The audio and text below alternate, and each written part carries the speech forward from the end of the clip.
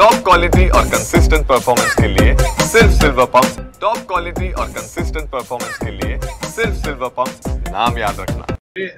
दोन माजी मंत्री, 4 माजी आमदार आज शेकडो कार्यकर्त्यांसह अजित पवार गटामध्ये प्रवेश करत आहेत। शरद पवार पक्षाला चांगलं आहे, आनंद आहे। ते आमचे मित्र पक्ष आहे, आमच्या मित्र पक्षाला येत आहेत, पण काही आमचा प्रोटोकॉल ठरलेला होता की जे आमच्या विरोधामध्ये लढलेले आहेत एकमेकांच्या कॅन्डिडेट त्यांना आपण घेऊ नये असं एक प्रोटोकॉल होता, पण आता तो पाळला गेलेला नाही।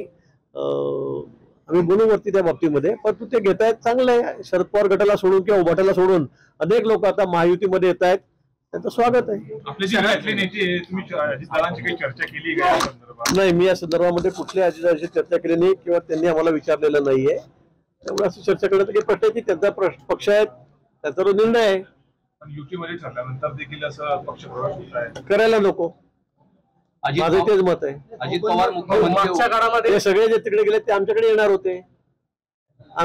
होते, गेल्या 2-3 महिन्यापासून इलेक्शन झाल्यापासून गुलाबभाऊंची मी चर्चा केली, त्यांनी नकार दिला, त्यामुळे मग आम्ही त्यांना घेतलं नाही। आणि साहजिक आहे, आम्ही मित्र पक्षात आहोत, त्यामुळे यांच्या विरोधामध्ये ते लढलेले आहेत, पारोळ्याला लढलेले आहेत, त्यामुळे आम्ही त्यांना घ्यायचा प्रश्न येतच नाही। प्रवेश होत आहे असं म्हणायचं, महायुतीच्या विरोधात हे पक्ष प्रवेश होत आहेत का यांच्यामध्ये? नाही, विरोधात असं मी म्हणणार नाही। आता त्यांनी जसे लोक घेतले तसं आम्हाला काही ठिकाणी मार्ग मोकळा आहे, मग त्या ठिकाणी त्यांनी बोलायला नको कोणी। मागच्या काळामध्ये अनेक ठिकाणी आणि जिल्ह्यामध्ये वेगवेगळे प्रश्न आहेत, प्रत्येक स्थानिक प्रश्न वेगवेगळे आहेत।